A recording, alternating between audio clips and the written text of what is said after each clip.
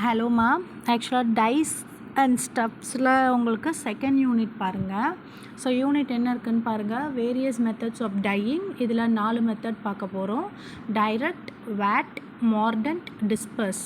So இப்போ direct டைஸ்னால் என்னன்னு பாருங்கள். Direct dyes are a class of dyes for use on cellulose fibres such as cotton. So cotton ட்ரெஸ்ஸில் டைரெக்டாக use பண்ணக்கூடிய டைஸ்னால் சாயம்னு புரிஞ்சுக்கோங்க. காட்டன் ட்ரெஸ்ஸில் போடக்கூடிய சாயம், இதுதான் டைரக்ட் டைஸ். ஓகேவா? The colours of most direct dyes are duller than those provided by fibre reactive dyes and then wash fastness is poor. So ஆக்சுவலாக ரியாக்டிவ் டைஸ்னு ஒன்று இருக்குது, ஃபஸ்ட் யூனிட்டில் படிச்சிருக்கோம். ரியாக்டிவ் டைஸை விட இதில் டைரக்ட் டைஸில் போடுற கலர்ஸ் வந்து ரொம்ப டல்லாக தான் இருக்கும். And also wash fastness is poor, சீக்கிரம் துவைச்ச உடனே போயிடும் அப்படி சொல்கிறாங்க. சரியா? One small advantage is that direct dyes are in just a few cases a little more light fast, that is resistant to fading in the light than a few of fibre reactive dyes. அப்படி இருந்தாலும் நம்ம எதுக்காக direct dyes use பண்ணுறோம் அப்படின்னா, சில கேசஸில் வெயிலெல்லாம் போடும்போது கலர்லாம் fat ஆகும் இல்லையா, அதாவது வெளுத்து போகும் இல்லையா, அந்த மாதிரிலாம் ஆகாமல் இருக்கிறது. ஆனால் ரியாக்டிவ் டைஸ் வந்து சீக்கிரம் வெளுத்து போயிடும் சொல்கிறாங்க, ஃபேட் ஆகிடும் சொல்கிறாங்க. ஸோ அந்த கேசஸில் அதை கம்பேர் பண்ணும்போது ரியாக்டிவ் டைஸை விட டைரக்ட் டைஸ்க்கு அட்வான்டேஜ் இருக்குது. சரிங்களா? Without an appropriate after treatment direct dyes bleed a little with every washing, losing their brightness and endangering other clothes washed in the same load. So அதுக்குன்னு ப்ராப்பராக treatment, அதாவது full finishing இல்லாமல் நீங்கள் direct dyes use பண்ண கிளாத்தை use பண்ணிங்கன்னா ஒவ்வொரு wash பண்ணும் போதும் சாயம் போகும். சப்போஸ் மற்ற ட்ரெஸ்ஸு கூட போட்டிங்கன்னா அந்த ட்ரெஸ்லேயும் சாயம் ஒட்டிக்கும். இது வந்து டைரக்ட் டைஸோட ஒரு பெரிய டிஸ்அட்வான்டேஜ். சரிங்களா? அண்ட் அதில் 2 டைப்ஸ் இருக்குது. ஒன்று anionic direct dyes and cationic direct dyes. So anionic direct dyes are used for coloring papers, controlling tint and shade and correction of two-sided paper color. So இது வந்து colour papers use பண்ணுறதுக்கு, colour பேப்பர்ஸ்க்கு dye போடுறதுக்கு use பண்ணுறோம். Controlling டிண்ட்னா அங்கங்கே திட்டாக தெரியாமல் இருக்கும். And shade correction of two-sided paper colour.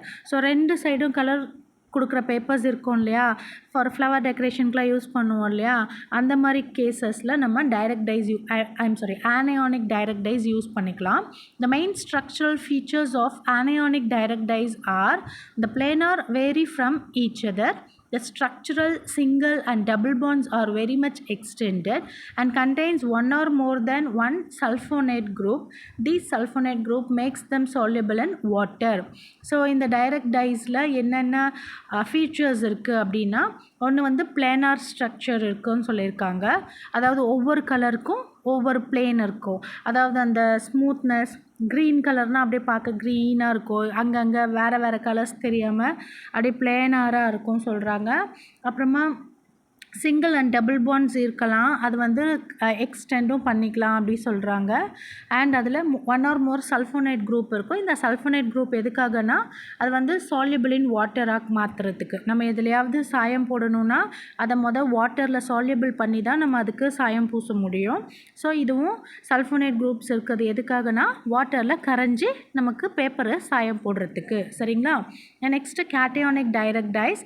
The main structural features of cationic direct dyes are the structural single and double bonds are extended, the molecular structure is planar, positive charges are more than the negative charges.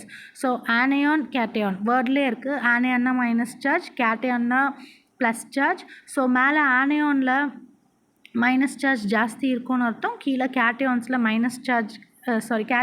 Plus charge ஜாஸ்தி இருக்கும்னு அர்த்தம்.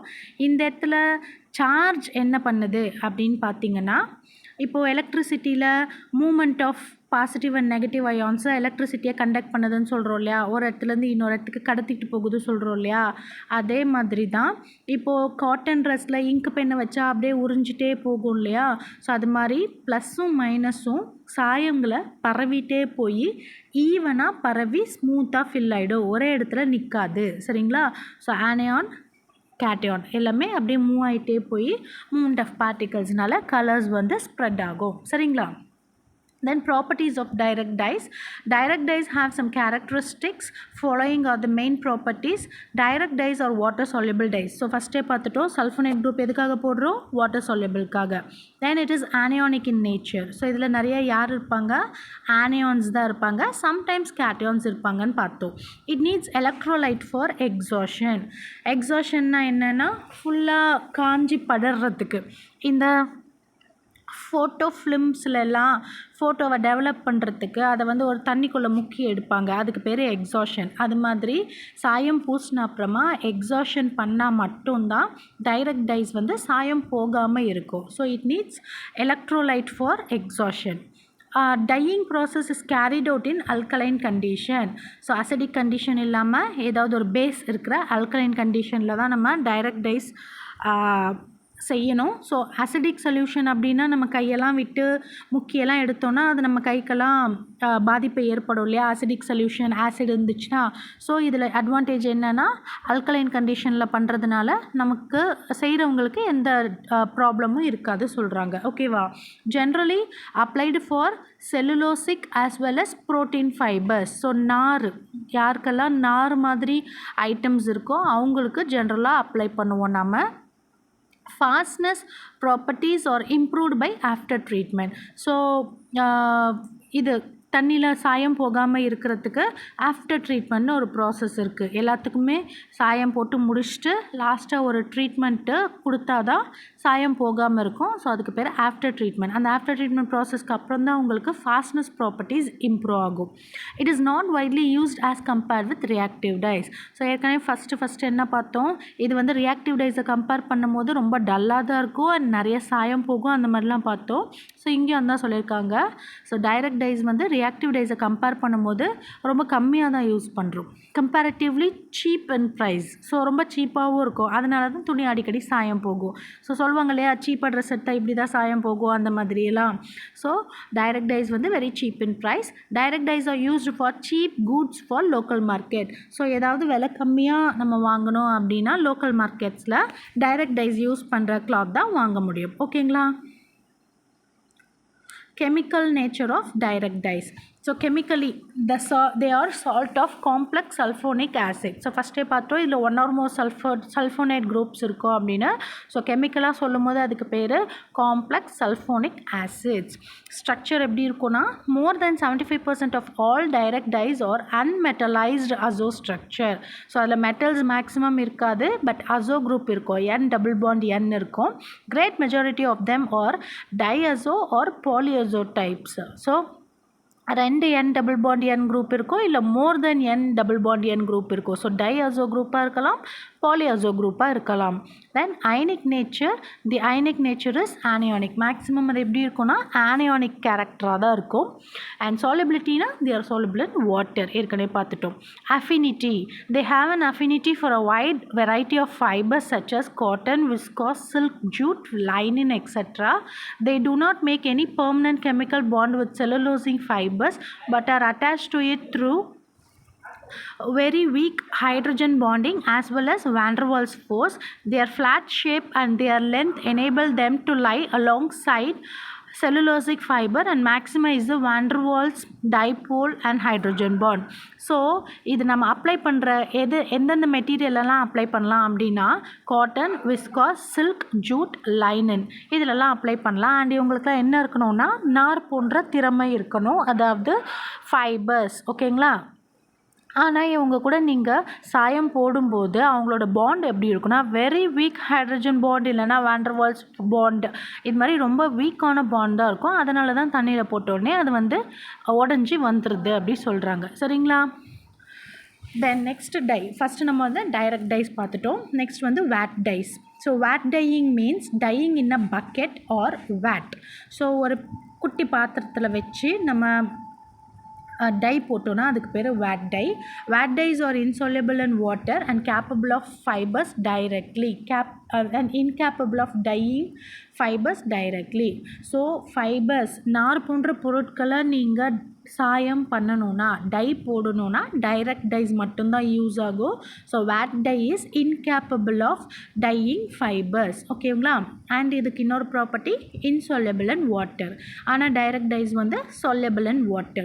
So both cotton and wool as well as other fibers can be dyed with vat dyes. Vat dye have excellent wash and light fastness properties. So நல்லா wash பண்ணிக்கலாம், எத்தனை வாட்டி wash பண்ணாலும் சாயம் போகாது. நீங்கள் லைட்டில் போட்டிங்கன்னா, அதாவது வெயிலில் போட்டிங்கன்னா ஃபேடும் ஆகாது. It is usually very bright and will hold up better when bleached than most other dyes. So maximum எல்லா டையை கம்பேர் பண்ணும்போது இந்த வேட் டைஸ் வந்து ரொம்ப பிரைட்டாக இருக்கும் அண்ட் கலர்ஸ் வந்து ரொம்ப நாளாக இருக்கும் அப்படி சொல்கிறாங்க. சரியா? General properties of vat dyes. It is insoluble in water. It cannot be used directly for dyeing. Can be converted to a water soluble form. Possess affinity to cellulosic fibers. So இது வந்து வாட்டரில் கரையாது, டைரெக்டாக apply பண்ண முடியாது. Water soluble ஃபார்முக்கு மாற்றி அப்புறம் தான் அப்ளை பண்ண முடியும். அண்ட் செல்லுலோசிக் ஃபைபர்ஸ் கூட நிறையா அஃபினிட்டி இருக்குது. அஃபினிட்டினா attraction. Then it involves 2 steps: reduction of vat dye into weakly acidic leucoform, salt formation by NaOH. So இது மேக்ஸிமம் 2 ஸ்டெப்ஸ் அதுவாக இன்வால்வ் பண்ணிக்கும். ஒன்று வந்து வீக் அசிடிக் லூக்கோஃபார்மாக மாறிடும், அப்படி இல்லைனா NaOH கூட சேரும்போது சால்ட் ஃபார்ம் பண்ணிடும். அதாவது ஆல்கலைன் சொல்யூஷனில் போடும்போது சால்ட் ஃபார்ம் பண்ணி ட்ரெஸ்ஸில் அங்கங்கே திட்டாக தெரியும் சொல்கிறாங்க. சரிங்களா?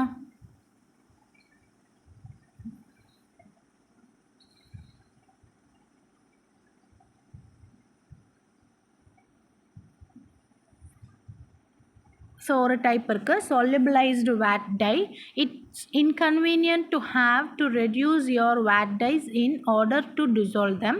However, it is impractical to sell the reduced form of dye because it will oxidize in air back to the insoluble form. So ஆக்சுவலாக இந்த மாதிரி solubilized vat dyes-ஐ யூஸ் பண்ணுறது ரொம்ப கஷ்டம். ஏன்னா சப்போஸ் நீங்கள் அதை ஓப்பன் பண்ணி வச்சிட்டிங்கன்னா அதில் இருக்க தண்ணியெல்லாம் போய் இறுகி போயிடும். அதை மறுபடியும் நீங்கள் soluble ஃபார்முக்கு மாற்றி தான் யூஸ் பண்ண முடியும். அதனால் it will be inconvenient and ப்ராக்டிக்கலாக இது செட் ஆகாது. ஸோ ஒவ்வொரு டைமும் நம்ம அதை soluble ஃபார்முக்கு மாற்றி நம்ம அதை டை பண்ணிகிட்டு இருக்க முடியாது. அதனால் solubilized vat dyes maximum use பண்ண முடியாதுன்னு சொல்கிறாங்க. ஆனால் அதை யூஸ் பண்ணால் ரொம்ப பிரைட்டாக இருக்கும்னு சொல்கிறாங்க. The solution to this problem is the manufacturer to convert soluble leucoacid form of the dye to leucoester such as by reacting the leucoacid with sulfuric acid. So இது வந்து முன்னாடியே பார்த்தோம் இது வந்து அசிடிக் லூக்கோ ஃபார்மில் இருக்குன்னு பார்த்தோமா. ஸோ இதில் இருக்க ஆசிடை ரிமூவ் பண்ணிவிட்டு அதை வந்து எஸ்டராக மாற்றினா ஒரு வேளை நம்மளால் அடிக்கடி யூஸ் பண்ண முடியும் அப்படி சொல்கிறாங்க. So steps in vat dyeing 4 step இருக்கான். 1 reduction, conversion of insoluble form to its soluble form in presence of strong reducing agent and caustic soda leuco vat dye. So இது வந்து இன்சொல்யூபிளாக இருக்கும், தண்ணியில் கரையாது. ஸோ அதை ஃபஸ்ட்டு தண்ணியில் கரைகிற மாதிரி ஒரு பொருளாக மாற்றுறோம். எப்படின்னா in presence of strong reducing agent and caustic soda. So அது கூட ஏதாவது ஒரு ரெடியூசிங் ஏஜென்ட்டையும் காஸ்டிக் சோடாவையும் போட்டால் அது soluble ஃபார்முக்கு மாறிடும். அண்ட் அந்த ஃபார்முக்கு பேர் leuco vat dye. Second step dyeing of cotton with leuco vat dye. So first நம்ம soluble ஃபார்முக்கு மாற்றிடுறோம், அதுக்கப்புறம் காட்டனை அதுக்குள்ளே போடுறோம். Then next oxidation of vat dye inside the fiber into water insoluble form. So cotton அதில் போட்ட உடனே இருக்கிற தண்ணியெல்லாம் எவாப்ரேட் ஆகிட்டு டை எல்லாம் காட்டன் மேலே செட்டில் ஆகிடும். அதாவது soluble ஃபார்ம்லேருந்து இன்சால்யூபிள் ஃபார்முக்கு மறுபடியும் வந்துடும். சரியா? ஸோ ஃபஸ்ட்டு இன்சால்யூபிள் ஃபார்மில் இருக்குது, அதை வந்து நம்ம ஏதாவது ஒரு ரெடியூசிங் ஏஜென்ட் கூடயும் காஸ்டிக் சோடா கூடயும் போட்டு soluble ஃபார்முக்கு மாற்றிடுறோம். அதாவது தண்ணி மாதிரி கரைச்சிடுறோம், அதுக்குள்ளே காட்டனை போடுறோம், கொஞ்ச நேரம் ஊற விட்ட உடனே மறுபடியும் தண்ணியெல்லாம் போய் இன்சால்யூபிள் ஃபார்ம் இறுகி வந்துடுது. Then last soaping, subsequent treatment of dyeing material with hot washing liquid containing anionic detergent to obtain bright shades, dye aggregation and extremely good fastness properties. So லாஸ்ட்டாக அதை மறுபடியும் எடுத்து நம்ம நல்லா ஹாட் வாஷிங் லிக்வர், ஏதாவது லிக்வர்னால் தண்ணி, நீர் மாதிரி இருக்கிற ஏதாவது ஒரு சொல்யூஷனில் நல்லா வாஷ் பண்ணி எடுத்துட்டோன்னா அந்த சாயம் போட்ட துணி வந்து நல்லா பிரைட்டாக இருக்கும். அக்ரிகேஷன்னா டைஸ் எல்லாம் அங்கங்கே அழகாக செட்டாக இருக்கும். அண்ட் எக்ஸ்ட்ரீம்லி குட் ஃபாஸ்ட்னஸ் ப்ராப்பர்ட்டிஸ்னால் ஃபேட் ஆகாமல் இருக்கும்னு சொல்கிறாங்க. சரிங்களா? ஸோ டைரக்ட் டைஸும் வேட் டைஸும் கம்பேர் பண்ணி படிச்சுக்கோங்க, ஈஸியாக இருக்கும். The next mordant dyes. These dyes can be applied or fixed on wool or other textile material with the help of an auxiliary chemical which is called as mordant, and hence these dyes are called as mordant dyes. So இதுக்கு முன்னாடி வரைக்கும் நம்ம cotton fibres இவங்களெல்லாம் எப்படி சாயம் போடுறது அப்படின்னு பார்த்தோம். அடுத்தது உல், அதாவது உள்ளன் கிளாத்ஸ், இதையெல்லாம் எப்படி டை பண்ணலாம் அப்படின்னா மார்டன்ட் அப்படிங்கிற ஒரு கெமிக்கலை வச்சு நீங்கள் பண்ணலாம். அண்ட் இதுக்கு பேர் mordant dies.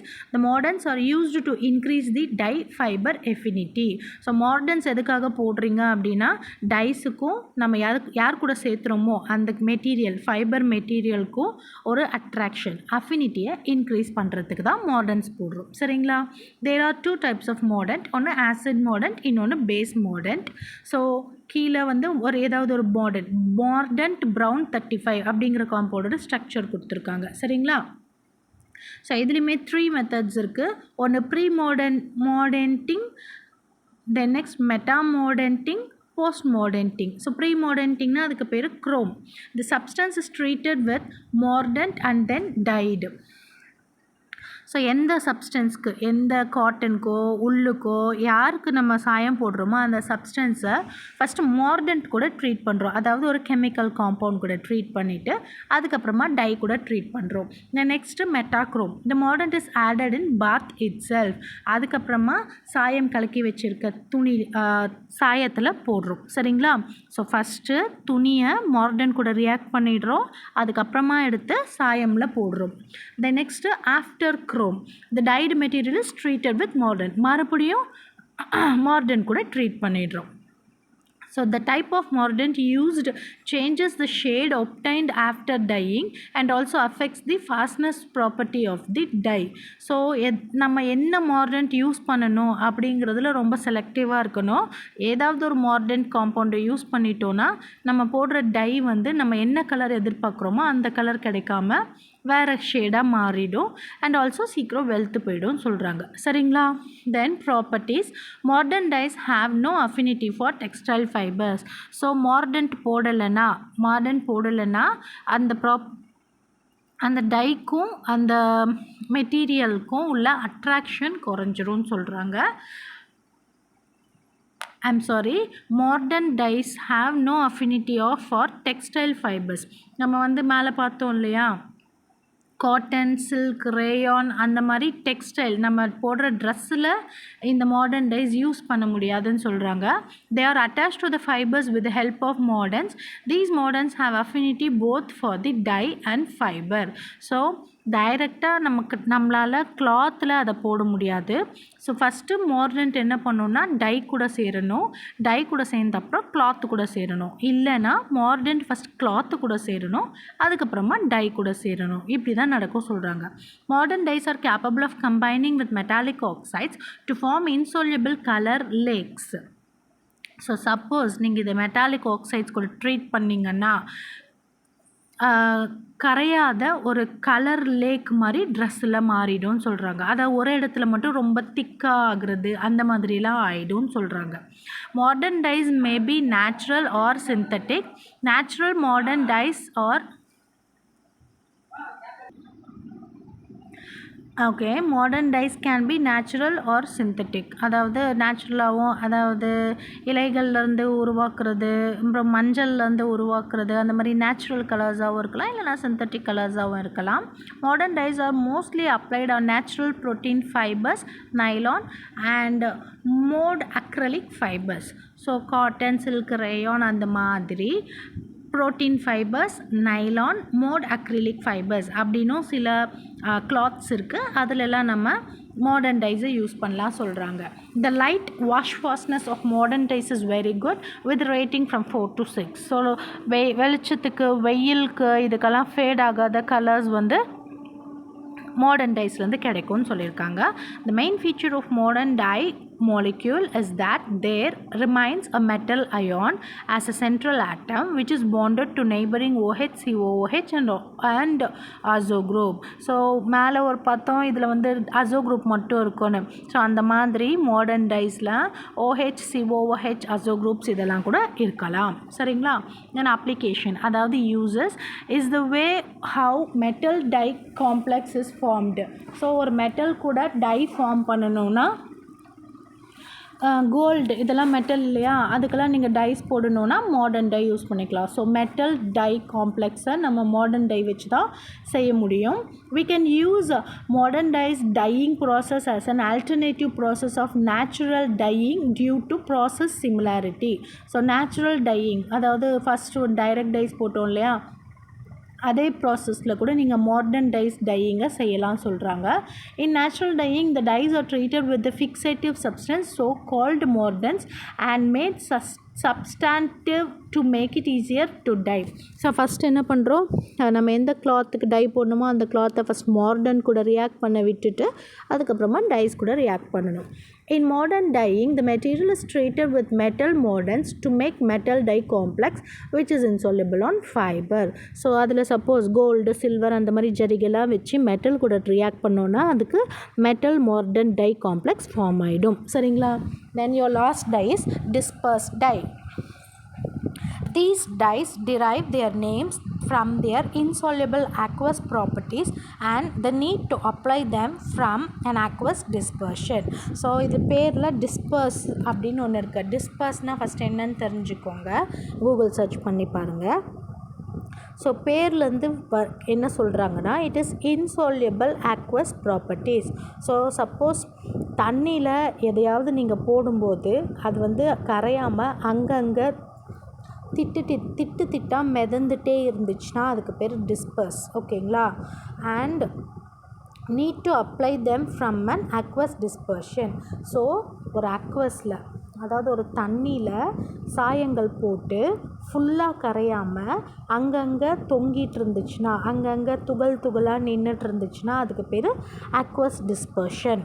Polyester requires the use of dispersive dyes. So mainly நீங்கள் யாருக்கு டை போடுறீங்க, டிஸ்பர்சிவ் டை யாருக்கு மெயினாக போடுறோன்னா பாலியஸ்டர்ஸ்க்கு. பாலிஸ்டர் கிளாத்துன்னு சொல்லுவாங்க தெரியுமா, அந்த பாலியஸ்டருக்கு தான் நீங்கள் டிஸ்பர்சிவ் டைஸ் போட முடியும் சொல்கிறாங்க.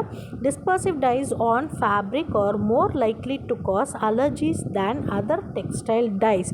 ஸோ டிஸ்பர்சிவ் டைஸ் மேக்ஸிமம் அலர்ஜியை உருவாக்கும். Wash fastness varies with the fibres. So நம்ம யார் கூட எந்த ஃபைபர் கூட, அதாவது காட்டன், உல்லு, சில்க்கு இந்த மாதிரி யார் கூட சேர்த்துறோமோ அவங்கள பொறுத்து சாயம் போகிறது நடக்கும்னு சொல்கிறாங்க. Fastness to crocking is good to excellent.